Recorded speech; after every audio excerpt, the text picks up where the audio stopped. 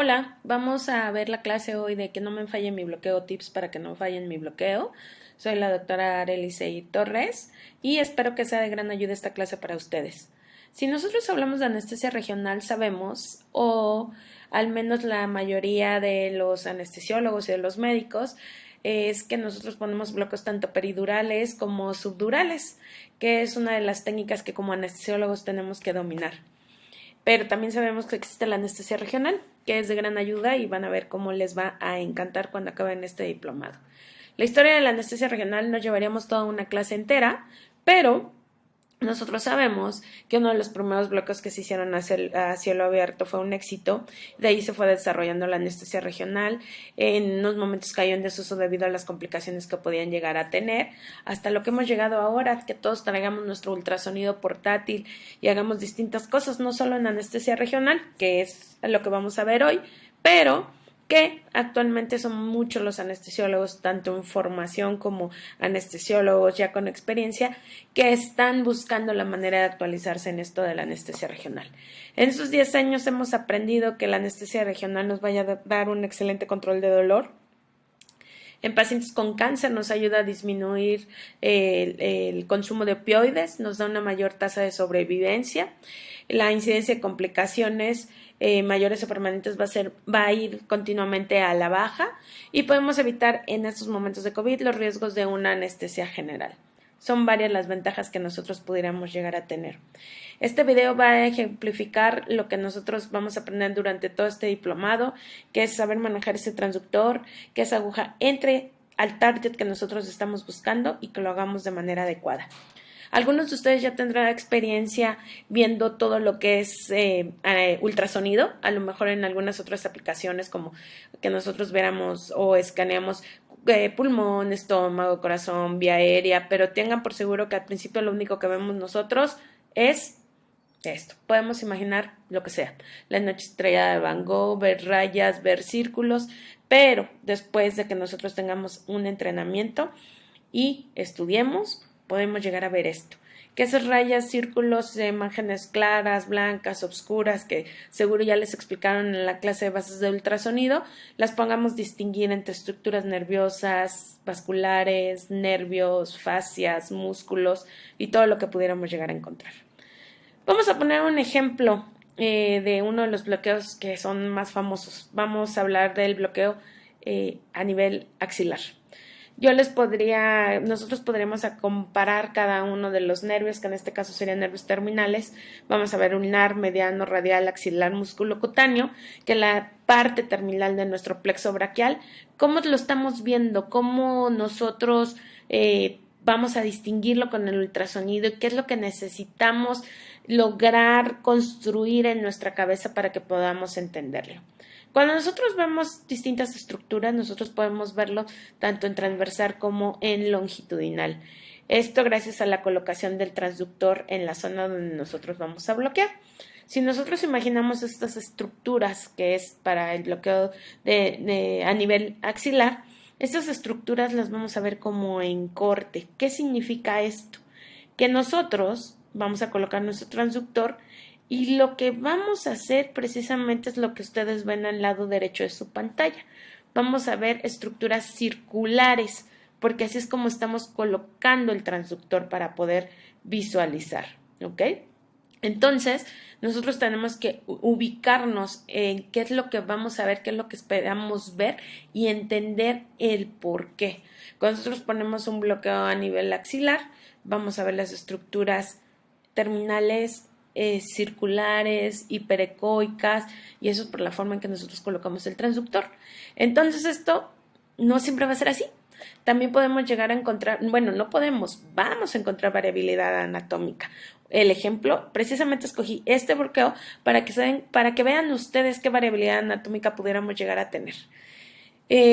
Las estructuras vasculares siempre van a ser una referencia para nosotros, siempre nos van a ayudar a guiarnos alrededor de ella en forma trenzada y dependiendo del lugar en donde se encuentren en relación con la estructura vascular.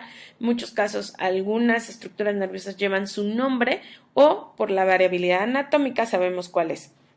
En el caso de a nivel axilar, nosotros podemos encontrar en el 67% de los casos este orden, en donde el mediano y ulnar lo vamos a encontrar por arriba de la arteria, radial a un lado y músculo cutáneo más separado. Nosotros sabemos que entre fascias del bíceps coracobraquial, ¿ok?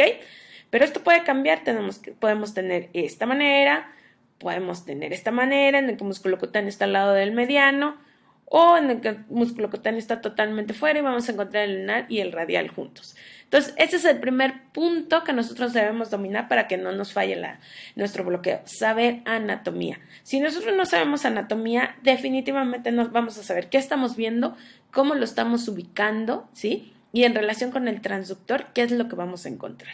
Nosotros sabemos que los ultrasonidos que tenemos, la mayoría son 2D. ¿Qué significa? Que estamos viendo 2 dimensiones.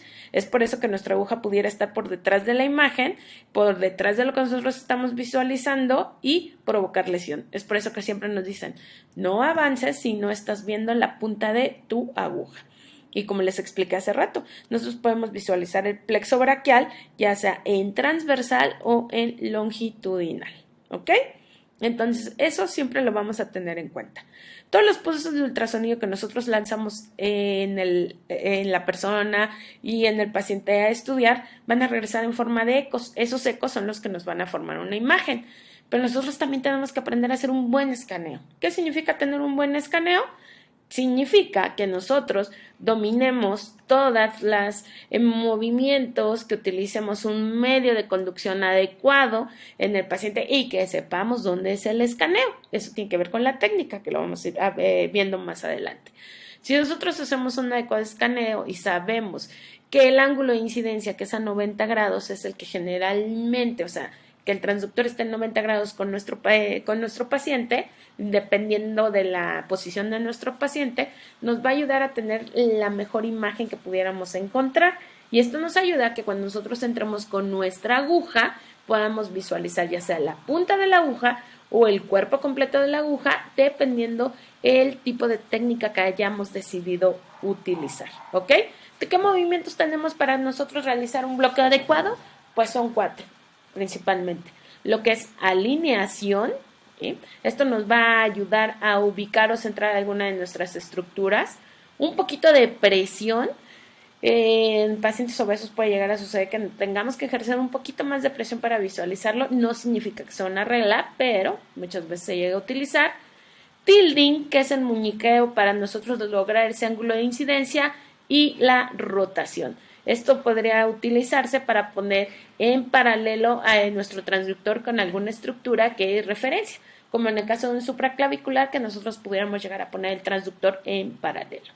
Entonces, todos estos movimientos nos van a ayudar a que nosotros podamos visualizar ya sea el cuerpo entero de la aguja o solamente la punta, dependiendo la técnica.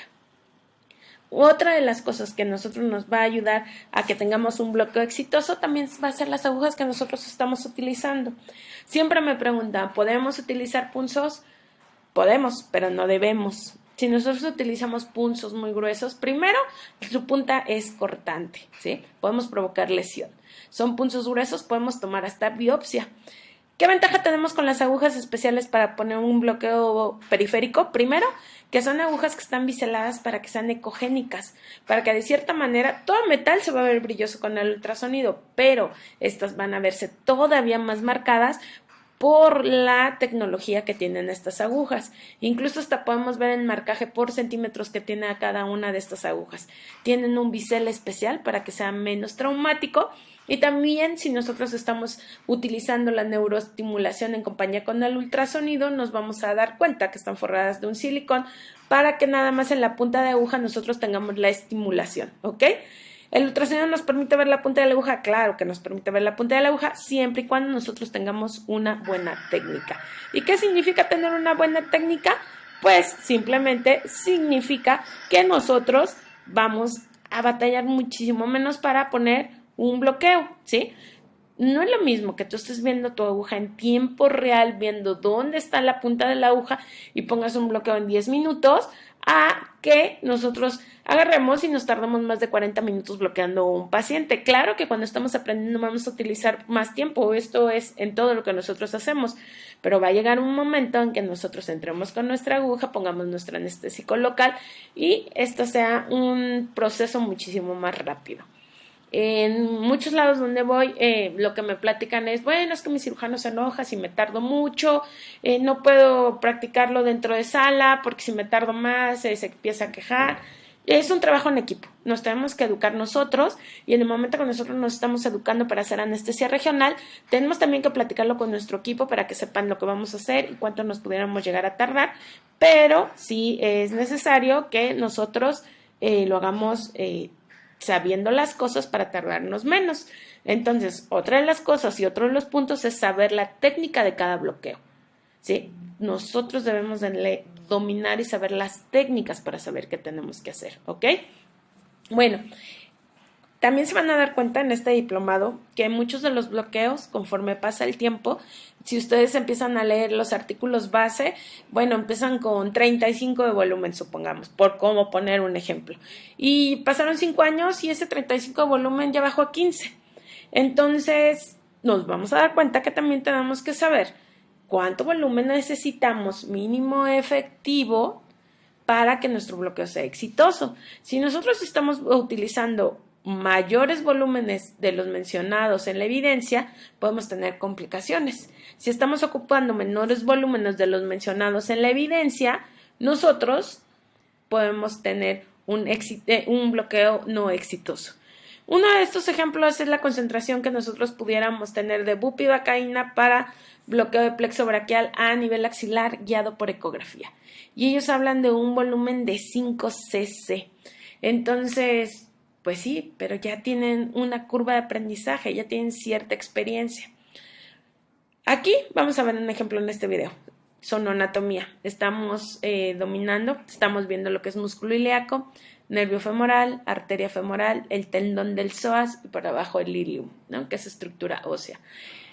Esto es para el famosísimo y en estos momentos muy de moda bloqueo PENG para el control del dolor en pacientes que estarán sometidos a cirugía de cadera, pacientes que se encuentran en el área de urgencias con un dolor no controlable, que no pueden controlar, o que abuelitos que suben a piso, en los cuales el manejo con AIDES podría condicionar un sangrado de tubo digestivo, mayor lesión renal, etcétera, etcétera. Entonces este bloqueo nos ha dado excelentes resultados. Pero para nosotros dominar qué es lo que estamos viendo y qué es lo que tenemos que hacer, tenemos que aprender a distinguir todas estas imágenes.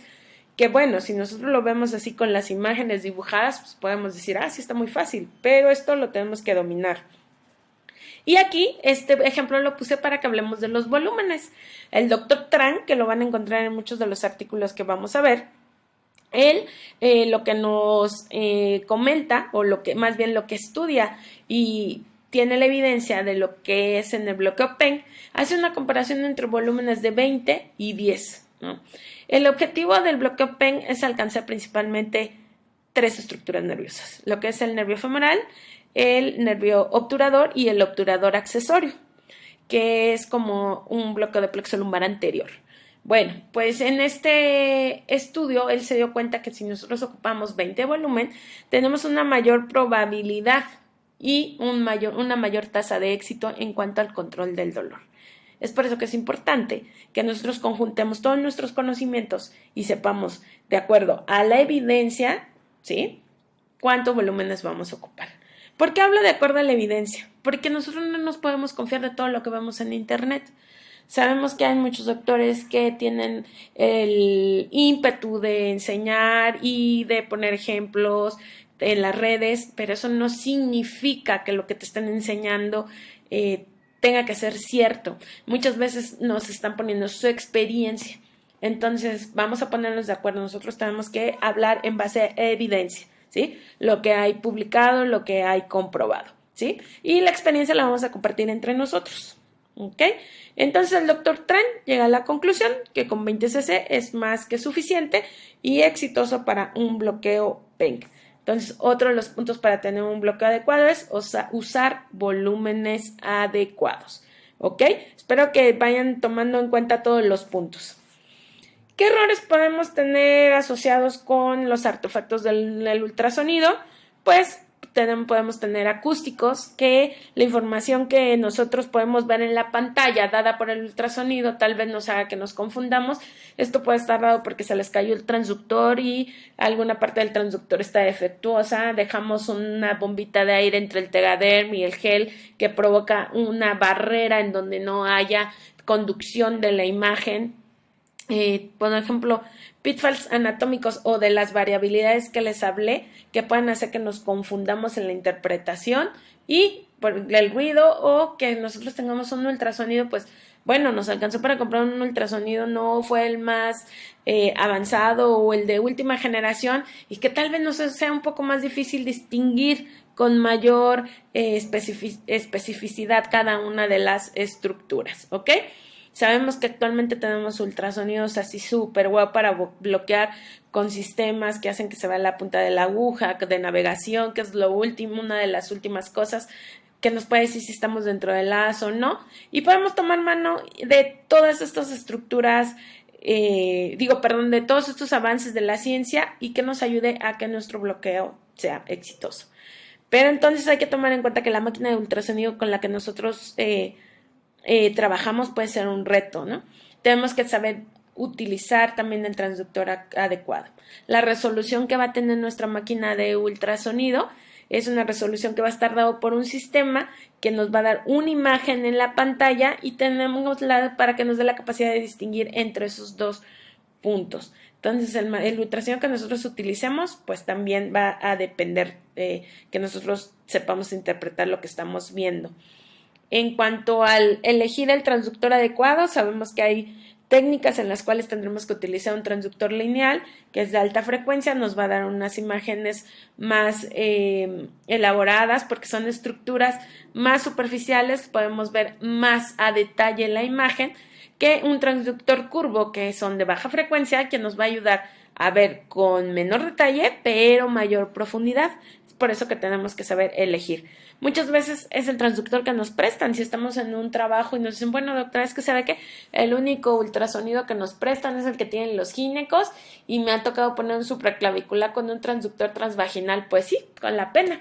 No es el adecuado, pero van a ver que nosotros nos acoplamos, pero acuérdense, utilizar el transductor adecuado para que nosotros tengamos éxito. Un ejemplo, el transductor curvo es el que se ocupa si nosotros quisiéramos hacer algún abordaje que está cerca del neuroeje o alguna estructura más profunda. ¿Los pacientes nos dan retos? Claro, es nuestro principal reto. La diferencia que hay entre cada paciente, los cambios que pudiera llegar cada uno y las patologías que tienen nuestros pacientes también van a implicar un reto para nosotros. Un paciente obeso, nosotros sabemos que ahora con el ultrasonido, por ejemplo, si pusiéramos un bloqueo de neuroeje, podemos realizar el marcaje y demás, pero esta obesidad nos va a implicar un reto. ¿Qué retos pueden tener los pacientes? Pues ya hablé de la obesidad. Hay estudios en los que nos dice que es probable que tengamos que hacer un mayor número de entradas y punciones en un paciente obeso. Uno de los estudios se hace en bloqueo de plexo braquial, en donde nos dice que puedes entrar hasta 2 veces más porque es un poco más difícil ver la aguja. No significa que sea una regla. Hay pacientes delgados que nos dan también este reto, o pacientes que hacen muchísimas pesas, que tienen hipertrofia muscular. Van a ver que también luego no significa que por afuera que estén así muy muy marcados vayan a ser muy sonoanatómicos, entonces hay que tener cuidado con esto. La presencia de edema, pacientes abuelitos, pacientes renales que tienen muchos días en piso, tienen edema de importancia o algún mal manejo de líquidos, pacientes en terapia, el edema nos va a amplificar el sonido y por lo tanto mayor absorción. ¿Qué significa esto? Imagino que ya lo vieron en la clase de bases del ultrasonido, pues que se pueden perder esas imágenes, esas ondas ya no regresar al transductor, entonces ya no se ven reflejadas en nuestra pantalla. El aire va a provocar una barrera por el sonido, ya no va a dejar pasar el aire, ya no deja pasar las ondas de sonido, entonces ahí se puede perder otra cosa. Atrofia muscular, pacientes abuelitos están hipotróficos con presencia de edema o las anormalidades anatómicas que van a ver que con el tiempo empiezan ustedes a dominarlas. Entonces quedamos con un adecuado medio de conducción, nos va a ayudar, gel estéril de preferencia, si no lo hay pueden ocupar la solución fisiológica, de preferencia el gel hace que se vea mejor la imagen, pero hay que tener cuidado, no podemos agarrar el gel y meterlo en bolsitas y mandarlo a esterilizar, me decían algunos médicos. Yo ya investigué con las enfermeras que son especialistas en esto de esterilización y así no se esteriliza el gel. Tenemos que comprar nuestro gel estéril si es necesario. Tener un adecuado contacto para no tener sombras en la imagen. Entonces, ¿qué puntos tenemos que tomar en cuenta? Observar siempre la punta de la aguja cuando nosotros estamos poniendo un bloqueo para que sepamos en dónde está, a dónde se está yendo en nuestro anestésico local y la difusión que tiene. Siempre observar la punta de la aguja. Si no estamos viendo la aguja, no avanzamos. Otra de las cosas que por nosotros nos podríamos guiar, pues aunque estamos utilizando el ultrasonido, los pop. Nosotros sabemos que cuando sentimos ese pop al atravesar con la aguja estamos atravesando fascias, llegando a estructuras, incluso cuando se referían a algunos bloqueos solamente con superficies anatómicas decían, siente el pop, pum, ¿ok? Pues también lo pueden sentir con el ultrasonido, tengan mucho cuidado. La hidrolocalización. A veces nosotros no observamos, como ven en esta imagen, la aguja no se observa en su totalidad. Si alcanzamos a ver dónde está la punta, entonces lo que decide el médico que está poniendo este bloqueo es hacer hidrolocalización. Ahí en el marcaje rojo van a alcanzar a ver cómo se hace el signo de la doble burbuja. En este caso es un infraclavicular, ¿ya vieron? Ahí está todo el anestésico local, lo está colocando en el sitio adecuado, que en este caso sería cordón posterior, ya lo iremos viendo, y lo que hacen es hidrolocalización y de esta manera corroboran que la punta de la aguja está situada en un sitio adecuado. Están muy de moda los bloqueos interfaciales. Los bloqueos interfaciales nosotros tenemos que revisar que tengamos una adecuada dispersión del anestésico local y un volumen adecuado. Uno de los ejemplos que ponían algunos de los doctores en una clase es que es como si nosotros infláramos un globo, esos globos como de salchicha, que ven cómo se va inflando poco a poco, pues así cuando nosotros bloqueamos un interfacial, lo que nos vamos a dar cuenta es cómo se van separando esas dos fascias musculares y es hacia horizontal. Si nosotros estamos viendo una difusión en círculo, es que tal vez nosotros lo que estamos haciendo es una infiltración de músculo y no entre las fascias. Y en lugar de tener un control del dolor, provocar una lesión o mayor dolor. Si nosotros dominamos nuestras estructuras, estamos viendo y sabemos qué es lo que vamos a bloquear, qué es lo que podemos llegar a, qué es lo que tenemos que evitar, o sea, localizar todas las estructuras anatómicas, pues va a ser un plus. Entonces, con todo esto tenemos que controlar los movimientos del transductor para que esa imagen cuando nosotros estemos bloqueando sea la adecuada. Nosotros podemos encontrar una imagen muy bonita y al momento de bloquear nos movemos, se pierde el target. Y ese es uno de los factores en los cuales tu bloqueo puede ser no adecuado. Tener una curva de aprendizaje. Doctores, nosotros poco a poco vamos a ir haciendo distintos bloqueos. Hay bloqueos con distintos grados de dificultad, no se desesperen. Podemos empezar con los básicos e ir escalando. Igual que cuando nosotros ponemos peridurales, cierto número de bloqueos nos hacen expertos.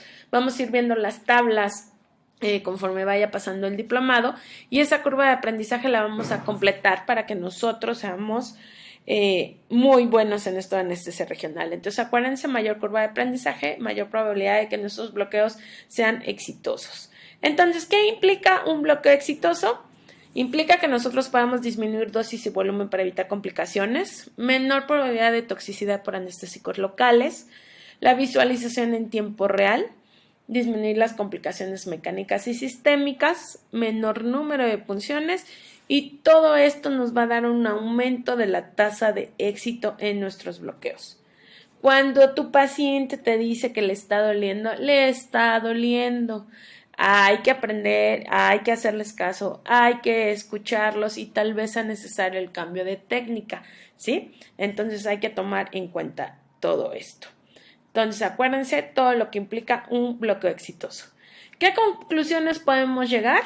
Bueno, que debemos de tener dominio de la anatomía y de las técnicas, que la elección adecuada del equipo de ultrasonido y transductores nos va a ayudar, el uso de volúmenes efectivos y acuérdense que el ultrasonido es 100% dependiente del usuario. El ultrasonido es monodependiente, depende del mono que lo esté utilizando. Espero que les haya gustado la clase, muchísimas gracias y pues estamos en el foro para lo que quieran preguntar y si tienen alguna duda me digan. Gracias.